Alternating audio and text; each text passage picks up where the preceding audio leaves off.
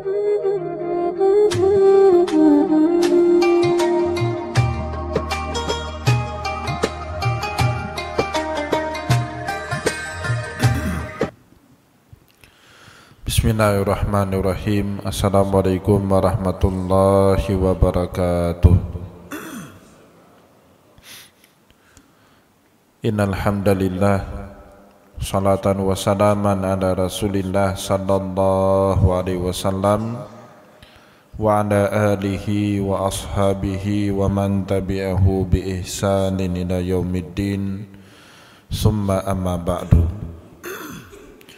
Puji dan syukur senantiasa dan tidak pernah bosan-bosannya kita panjatkan kehadirat Sang Maha Pencipta Allah Subhanahu wa taala, yang mana dengan limpahan karunia-Nya, rahmat-Nya, hidayah-Nya serta anugerah-Nya kepada kita semua, kita kembali masih diberikan kesempatan, kesehatan dan usia panjang oleh Allah untuk sama-sama dan senantiasa mengabdikan diri kita di jalannya dengan menjalankan segala perintahnya dan menjauhi semua larangannya.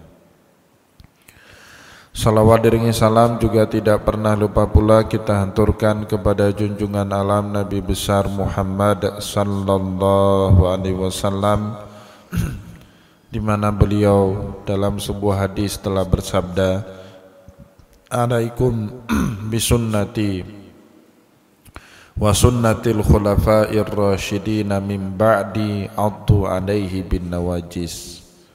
Hendaklah kalian berpegang kepada sunnahku dan juga sunnahnya khulafa'ur rasyidun setelahku.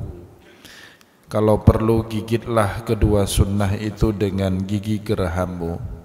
Bapak Ibu kaum muslimin dan muslimat yang dimuliakan oleh Allah, semoga dengan pengajian hadis pada subuh yang barokah ini dapat menjadi wasilah bagi kita semua untuk bisa kembali menjadikan sunnah Rasulullah sebagai pedoman dalam kehidupan kita sehari-hari. Amin ya rabbal alamin. Bapak Ibu kaum muslimin dan muslimat yang dimuliakan oleh Allah, mari pada kesempatan subuh yang barokah ini kembali kita melanjutkan pengajian hadis kita dengan kitab Sahihul Bukhari.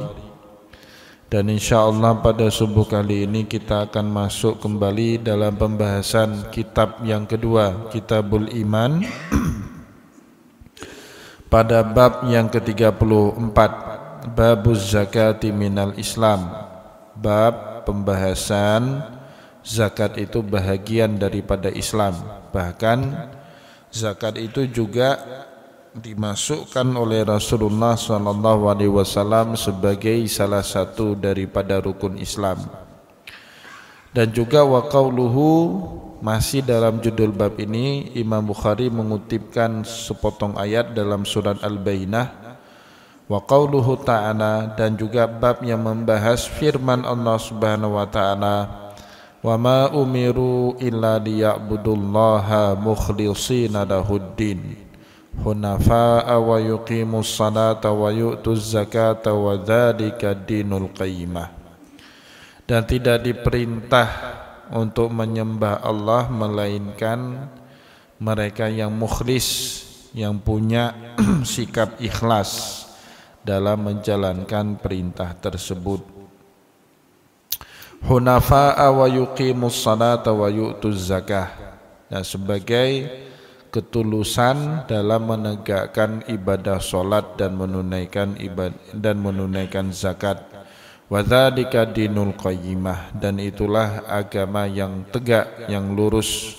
Jadi agama yang tegak dan lurus hanya bisa dilakoni oleh mereka yang ikhlas dalam menjalankannya. Nah, ini penting sekali Bapak Ibu, tema ikhlas.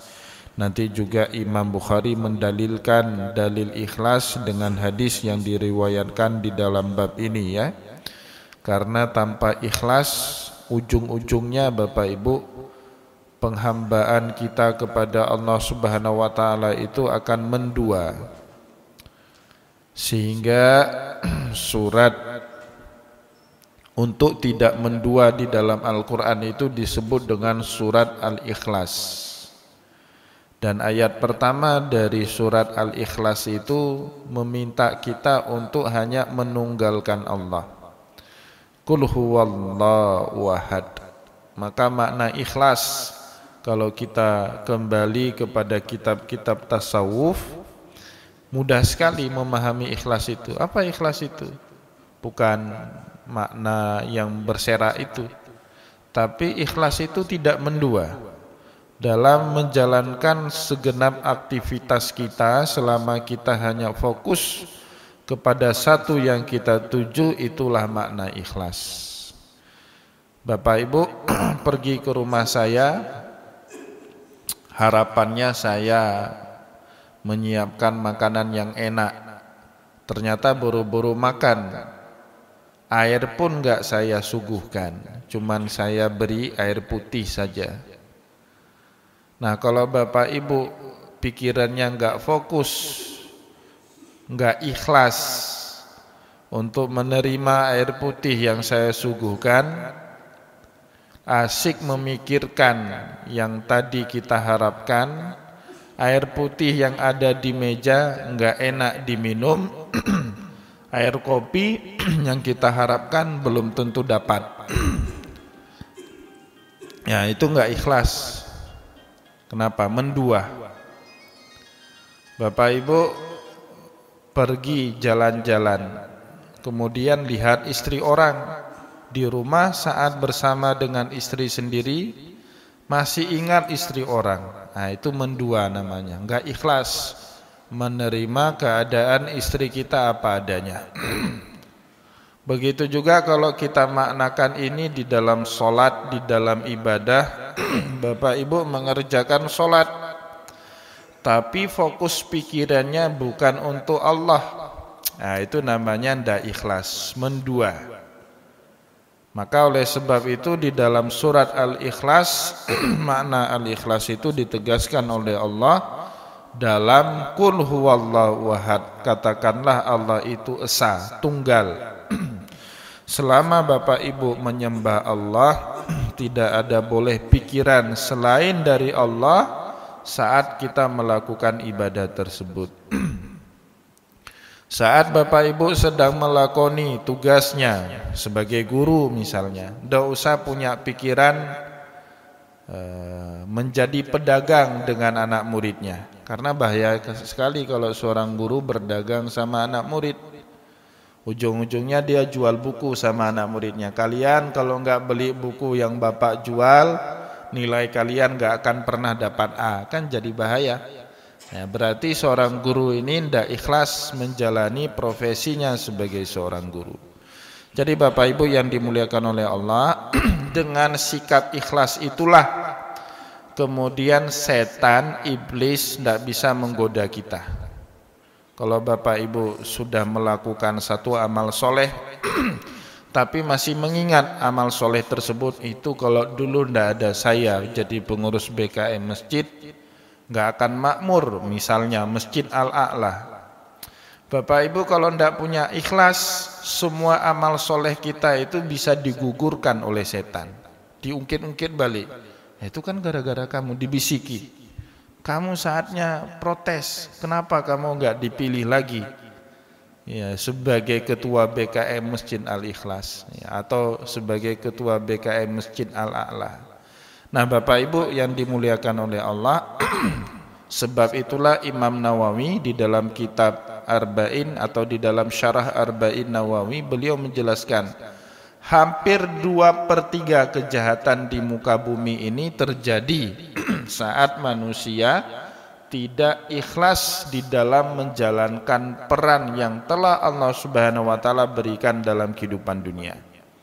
Sebab itu Allah dulu bertanya kepada iblis, iblis, okelah kamu berjanji la ughwiyannahum ajmain, untuk selalu menggoda umat manusia. Tanya Allah kemudian, siapa manusia yang tak pernah bisa kamu goda? Maka saat itu iblis menjawab, illa ibadaka minhumul mukhlasin. Yang tidak bisa saya goda adalah hamba-hambamu yang ikhlas. Nah, jadi orang yang ikhlas itu Bapak Ibu tidak bisa digoda sama iblis. Salat dia sudah komitmen tidak akan pernah dalam sholat kali ini menduakan Allah Subhanahu wa taala. Nah, itu iblis nggak akan bisa masuk. Setelah dia lengser, tidak ada lagi jabatan, dia komitmen apapun yang akan dilakukan oleh pendahulunya dia sudah ikhlas meskipun program dia nggak diteruskan. Nah, ini nggak akan terjadi post power syndrome, nggak tergoda untuk mengganggu orang yang sedang berkuasa. Itu loh. Nah, tapi Bapak Ibu, ini yang paling sulit dalam kehidupan kita ya. Maka kemudian Allah dalam surat Al-Bainah mengatakan dengan tegas dan terang, wa ma umiru illa liya'budullaha mukhlishina lahuddin. Tidak diperintah untuk menyembah Allah kecuali hanya orang-orang ikhlas, hunafa'a wa yuqimus salata wa yu'tuz zakah. Dan merekalah orang yang memurnikan agama dengan menegakkan salat dan menunaikan zakat. Wadzalika dinul qayyimah. Disitulah ada tegaknya ajaran agama. Nah, ini Bapak Ibu, tanpa kita sadari mungkin kita belum bahagian dari mereka ya. Kadang-kadang sakit hati kita, belum bisa memaafkan dalam keadaan apapun. Kehilangan orang tua, kehilangan orang yang kita cintai, belum kita ikhlaskan. Itu Bapak Ibu tergoda kita untuk memikirkan mereka di saat-saat yang tidak sepatutnya kita pikirkan. Nah, ini penting sekali ikhlas, meskipun dalam menjalankannya beratnya luar biasa, butuh ilmu. Maka ikhlas itu Bapak Ibu agar dia nempel, menyatu dengan jiwa kita, dibabkan sebagai ilmu oleh para ulama tasawuf. Bagaimana melatih ikhlas itu? Bagaimana ikhlas itu kita miliki bukan hanya dalam mengerjakan ibadah tapi juga dalam menghadapi musibah. Yaitu diilmukan oleh para ulama tasawuf sehingga bisa mudah untuk diamalkan dalam kehidupan kita sehari-hari. Bapak Ibu yang dimuliakan oleh Allah, di dalam bab 34 ini Imam Bukhari meriwayatkan kepada kita hadis nomor 46.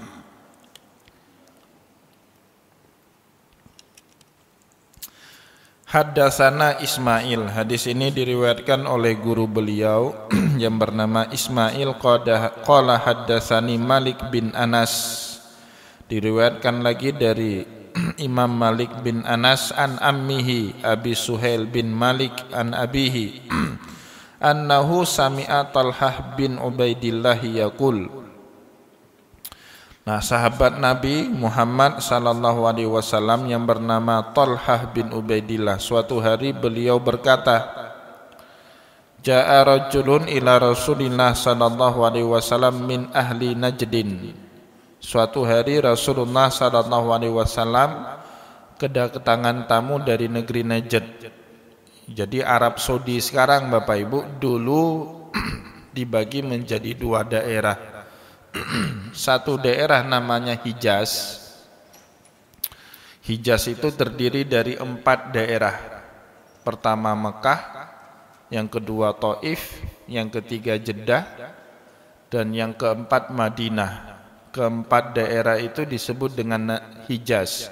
Kalau Bapak Ibu sering dengar negeri Hijaz, ya, orang Arab dulu menyebut 4 daerah tersebut dengan negeri Hijaz. Mekah, Madinah, Taif, dan Jeddah disebut dengan negeri Hijaz. Di luar daripada itu Bapak Ibu, Riyadh, kemudian Damam, kemudian Hunain, Khaybar, itu daerah-daerah disebut dengan daerah Najd. Maka di sini disebut oleh Talha bin Ubaidillah, suatu hari Rasulullah sallallahu alaihi wasallam kedatangan tamu dari daerah Najd. Ja'a rajulun ila Rasulillah sallallahu alaihi wasallam min ahli Najdin. Sa'iru ra'si yusma'u dawiyu sautihi. Orang ini rambutnya itu acak-acak, sa'iru ra'si, berdebu acak-acak, tidak beraturan. Tanda bukan penghuni atau penduduk kota Madinah. Orang datang dari luar, pendatang, tentu pakaiannya lusuh, menandakan dia bukan berasal dari kota Madinah. Yusma'u dawiyu sautih, dan orang ini sepertinya bukan orang terdidik. Nah, ini ditandai Dari kesaksian Talha bin Ubaidillah yang mengatakan yusma'u dawiyu sautih, dia ngomongnya dengan suara keras, wala yufqahu ma yaqul, tapi kami di sekelilingnya tidak ada yang mengerti dengan apa yang diucapkan. Bapak Ibu, biasanya orang yang kurang terdidik ngomongnya agak keras, agak kasar, tapi kita pun tidak tahu apa yang sebenarnya mereka omongkan. Nah, ini sering ya muncul dalam hadis Rasul. Meskipun ada anjuran dari Allah, misalnya la taj'alu du'a ar-rasuli bainakum ka du'ai ba'dikum ba'da. Kita kalau berhadapan dengan Nabi itu enggak boleh cara ngomongnya sebagaimana cara ngomong kita dengan teman kita. Tapi tetap saja yang namanya orang Arab, Bapak Ibu, terutama orang Arab Badui, itu tetap saja kadang-kadang ngomongnya mereka itu sama dengan ngomong teman mereka. Padahal yang dihadapannya adalah Rasulullah sallallahu alaihi wasallam. Ya, bahkan Rasulullah pernah disumpahi itu Bapak Ibu. Dalam hadis yang lain ya, di dalam Kitabul Hudud, datang seorang Arab Badui kepada Rasulullah sallallahu alaihi wasallam, kemudian dia berkata, "Ya Muhammad, anshudukallahu illa qadaita bi kitabillah." Ya Muhammad, saya sumpahin kamu atas nama Allah. Yang padahal itu tidak boleh ya. Tapi ya tadi Bapak Ibu, orang Arab Baduin, sebagaimana dicerita oleh Allah dalam Al-Quran, Al-A'rabu asyaddu kufran wa nifaqan wa ajdaru an la ya'lamu hududa ma anzalallahu ala rasulih. Orang Arab itu asyaddu kufran, ya, kufurnya lebih ya daripada yang lain. Asyaddu kufran wa nifaqan, atau sebahagian mereka juga munafik. Wa ajdaru an la ya'lamu hududa ma anzalallahu ala rasulih, dan mereka sulit patuh terhadap hukum-hukum yang Allah Subhanahu wa taala turunkan kepada rasulnya. Nah, maka kemudian tidak heran kalau di dalam hadis kita menemukan banyak cerita. Kadang-kadang sahabat ini Bapak Ibu bersikap kasar dalam bertutur kata di hadapan Rasulullah, maka ini tidak bisa jadi teladan. Kita sebagai umat, terutama umat yang sudah baca berbagai versi hadis, jangan kita jadikan ini teladan dalam bercakap dengan Rasulullah sallallahu alaihi wasallam, ya. Anshudakallahu illa qadaita bainana bi kitabillah. Tolong putuskan perkara di antara kami ini dengan kitab Allah, ya. Ngomongnya kasar. Nah, begitu juga orang yang diceritakan di dalam riwayat hadis Bukhari ini. Suatu hari kata Talha bin Ubaidillah, Rasulullah kedatangan seorang tamu dari orang Najd, ya, orang Baduin. Sairu ra'si, keadaannya payah, rambutnya acak-acak, yusma'u dawiyu sautih. Bahkan ketika dia ngomong di hadapan Nabi Muhammad dengan suara yang keras, wala yufqahu ma yaqul, meskipun suaranya keras kami tidak paham apa yang dia bicarakan. Hatta dana, sehingga dia mendekat kepada Rasulullah sallallahu alaihi wasallam, fa idza huwa yas'alu anil Islam, dan orang ini bertanya apa itu Islam. Nah, Nabi Muhammad Bapak Ibu diperlakukan seperti itu tidak bawa hati. Jadi orang awam lah Bapak Ibu yang jika dia tidak diperlakukan secara tidak hormat, dia akan sakit hati. Itu orang awam. Penyakit-penyakit awam seperti ini tidak ada boleh pada diri seorang nabi, tidak ada boleh dalam diri seorang rasul. Penyakit hasad, penyakit mudah tersinggung, merasa dihina, merasa direndahkan, itu enggak boleh ada ya sama Rasulullah sallallahu alaihi wasallam. Sehingga Nabi Muhammad tidak membawa kepikiran apa yang dilakukan oleh orang tersebut kepada beliau. Hatta dana, kemudian orang ini mendekat kepada Rasulullah, fa idza huwa yas'alu anil Islam. Orang ini pun bertanya tentang apa itu Islam kepada Rasul. Faqala Rasulullah sallallahu alaihi wasallam, maka Rasulullah sallallahu alaihi wasallam pun menjawab pertanyaan orang tadi dengan berkata, khamsu salawatin fil yaumi wal lailah. Islam itu yang pertama khamsu salawatin fil yaumi wal lailah, kamu mengerjakan sholat sehari semalam 5 waktu. Nah, ini kemungkinan Rasulullah tidak jawab lagi asyhadu an la ilaha illallah atau bertasyahud karena si penanya ini memang orang Islam. Maka oleh Rasulullah SAW tidak lagi dijawab. Islam yang pertama itu adalah bersyahadat kepada Allah dan Muhammad adalah utusan Allah. Tidak dijawab lagi. Kenapa demikian? Lawan bicaranya yang pertama adalah Muslim. Yang kedua, lawan bicaranya orang Arab Baduin yang gak terbiasa diajak berpikir panjang. Orang Arab Baduin itu Pak, pikirannya singkat, simple, mudah. Jadi mereka dalam beragama itu tidak biasa direpoti, sukar. Maka Allah tadi bilang ya dalam Al-Quran, wa ajdaru alla ya'lamu hududa ma anzalallahu ala rasulih. Orang Arab Baduin ini sulit sekali mematuhi semua syariat yang Allah Subhanahu wa taala turunkan kepada Rasulnya. Maka pola pikir Arab Baduin ini disesuaikan dengan jawaban Rasulullah sallallahu alaihi wasallam. Nabi Muhammad menyesuaikan diri menjawab sesuai dengan cara berpikirnya orang Arab Baduin. Nah, ini penting Bapak Ibu, saat kita berhadapan dengan banyak orang, kita harus lihat orang ini dalam kapasitas apa. Kalau dia sama-sama intelek, orang terdidik, bicaralah dengan daya tangkapnya orang intelek. Tapi kalau dia bukan orang terdidik, orang pasar misalnya, bicaralah dengan logika pasar, untung rugi. Ya. Tapi kalau bicara dengan orang yang bawahan, enggak berpendidikan, sesuaikan juga bahasa kita dengan mereka. Sejak itulah Rasulullah SAW meminta kita umat untuk berbicara sesuai dengan daya tangkap orang yang ada di hadapan kita. Khatibun nas ala qadri ukulihim. Nah, ini juga dilakukan oleh Rasulullah.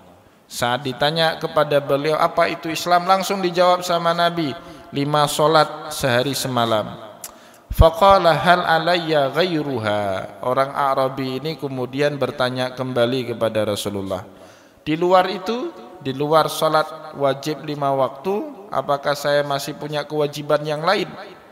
Maka Rasulullah SAW pun menjawab, la illa anta tawwa'a. Tidak ada kewajiban di atas itu kecuali kalau kita mau melakukan ibadah sunnah. Kemudian ditanya lagi, Qala Rasulullah SAW wasiyamu Ramadan. Kewajiban yang kedua berikutnya adalah berpuasa Ramadan. Orang Arab Badui ini nanya lagi, hal alayya ghairuhu? Apakah saya masih punya kewajiban yang lain selain puasa Ramadan? La, jawab Rasulullah, illa anta tawwa'a, kecuali kamu melakukan ibadah puasa sunnah.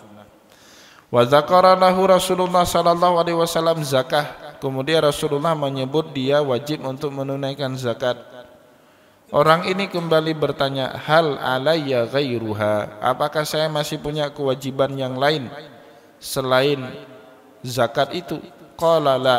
Rasulullah pun menjawab tidak, illa anta tawwa'a, kecuali kamu melakukan sedekah sunnah. Qala fa'adbara ar-rajulu wa huwa yaqul. Maka orang ini berbalik membelakangi Rasulullah dan mau keluar dari Masjid Nabawi sambil dia berkata, wallahi la azid ala hadza wala anqus. Demi Allah, saya tidak akan pernah menambah dari apa yang telah diwajibkan oleh Rasulullah tadi, wala anqus, dan saya juga tidak akan pernah mengurangi dari takaran yang diwajibkan oleh Rasulullah sallallahu alaihi wasallam tadi. Maka dijawab sama Nabi Muhammad, qala Rasulullah sallallahu alaihi wasallam, aflaha in sadaqa. Kamu beruntung kalau kamu jujur, kalau kamu benar dalam melakukan apa yang kamu sebutkan tadi. Nah, Bapak Ibu, ini standarnya Islam seperti itu. Maka enggak boleh ya, ini kaedahnya para ulama dalam mendakwah. Kita Bapak Ibu enggak boleh memberatkan umat di atas standar yang telah diwajibkan oleh Allah Subhanahu wa taala, kecuali kita menganjurkan orang, beda. Jangan Bapak Ibu mewajibkan yang menjadi ibadah sunnah. Ya karena memang seperti itu ajaran agama Islam, simple, sederhana, tidak ada yang berat. Kecuali ila antatawwa'a, kecuali kita mau melakukannya atas nama sunnah. Di dalam hadis Muslim, Rasulullah SAW juga sama ya menjawab saat ditanya oleh orang lain. Arab Baduin datang kepada Rasulullah dalam cerita yang lain. Cerita seperti ini Bapak Ibu tidak satu, banyak terjadi. Rasulullah didatangi oleh orang Arab bertanya, apa itu Islam? Islam itu kata Rasulullah, addaita salatal maktubah, kamu mengerjakan salat maktubah. Wa sumtu Ramadan, kamu puasa Ramadan. Wa addaita zakata, kamu menunaikan zakat. Wa ahlaltal halara, kamu menghalalkan semua yang halal. Wa ahramtal harama, dan kamu mengharamkan semua yang haram. Wa dakhaltal jannata bidzalik, semata-mata kamu melakukan itu semua, maka kamu pasti masuk ke dalam surga. Benar Rasulullah, benar kata Rasul. Maka sahabat komitmen terhadap itu aja. Oleh sebab itu Bapak Ibu, para ulama yang dijaga betul dari umat itu yang tadi, yang wajib-wajib itu dijaga betul. Yang sunnah, syukur alhamdulillah kalau mereka kerjakan. Kewajiban kita bukan mewajibkan yang sunnah itu kepada umat, tapi kalau mau didakwahkan ya dianjurkan. Moga-moga mau mengerjakan ibadah sunnah.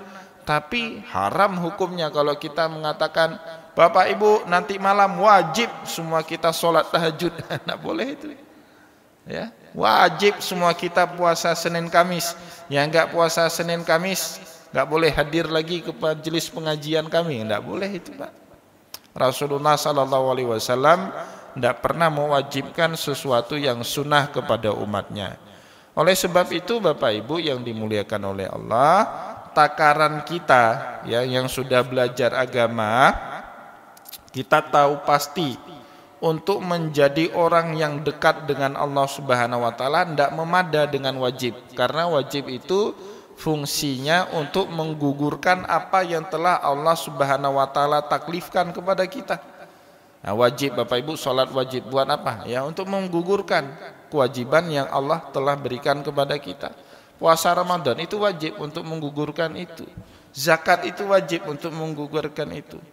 Tapi Bapak Ibu, untuk menambah agar Allah Subhanahu wa taala sayang sama kita, cinta sama kita, dekat sama kita, tidak bisa itu semata-mata dengan ibadah wajib. Itu pakai dalil yang lain nanti. Di dalam hadis qudsi Rasulullah SAW berkata, atau Allah Subhanahu wa taala berfirman, man adali waliyan faqad adzantuhu bil harb. Barang siapa yang menyakiti waliku, aku umumkan dia peperangan. Wala yazalu abdi yatakarrabu ilayya mimma aftaratuhu ilaih. Seorang hamba itu selalu akan mendekatkan dirinya kepadaku dengan perbuatan-perbuatan wajib.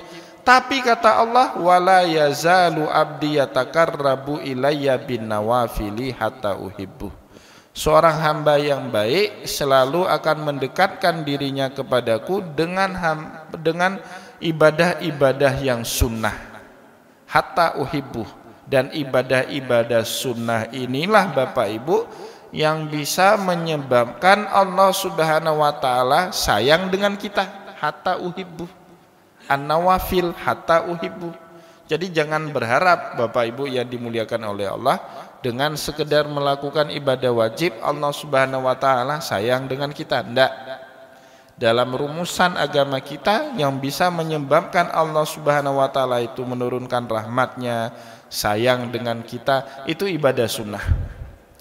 Tapi untuk menggugurkan kewajiban di dalam agama, sekedar melakukan ibadah yang fardu, sahlah Islam kita.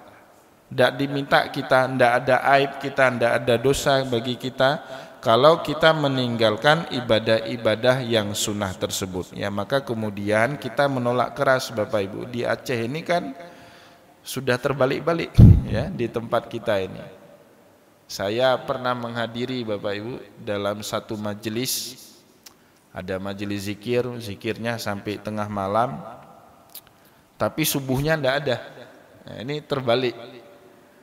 Ya, hadir di majelis zikir, tapi jamaah isyanya atau sholat isyanya tidak ada, tapi ke majelis zikir hadir. Ini terbalik Bapak Ibu.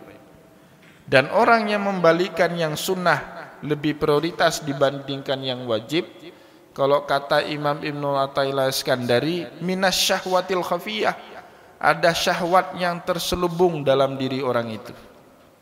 Ya, ada syahwat yang enggak beres. Seharusnya yang wajib dia prioritaskan, yang sunnah dikesampingkan, tapi faktanya dalam kehidupan berbeda. Dia memprioritaskan yang sunnah, yang wajib terabaikan. Nah, itu juga sering misalnya di dalam beberapa majelis kanduri maulid. Setelah makan kanduri maulid, sholat asarnya enggak lagi berjamaah. Itu juga bingung kita. Kita menghadiri majelis maulid Rasulullah. Dan Rasulullah SAW tidak pernah Bapak Ibu beliau meninggalkan sholat sunat atau sholat berjamaah kecuali dalam keadaan tertentu. Tapi kemudian kita menghadiri maulidnya Rasulullah SAW, kemudian sholatnya belakangan, bahkan ada yang di akhir mau dekat-dekat sholat maghrib. Itu juga menjadi kebingungan bagi kita. Maka oleh sebab itu Bapak Ibu yang dimuliakan oleh Allah, harus jadi komitmen bagi kita yang sunnah itu kita lakukan setelah ibadah wajib kita beres, kita lakukan semua kepada Allah. Tidak penting Bapak Ibu sholat tahajud kalau subuh telat bangun, tidak penting Pak. Lebih baik tidak usah bangun tahajud, tapi subuhnya tepat waktu.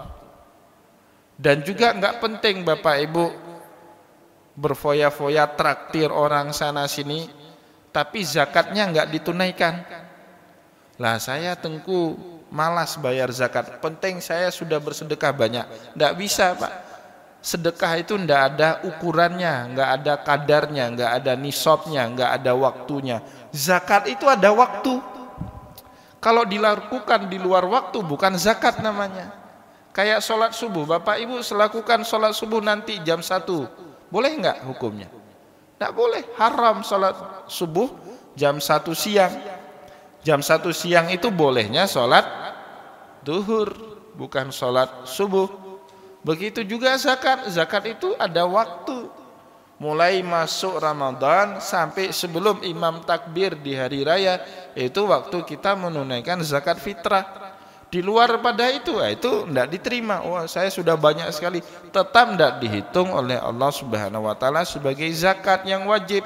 Apa yang kita lakukan traktir orang lain makan itu semua ibadah sunnah.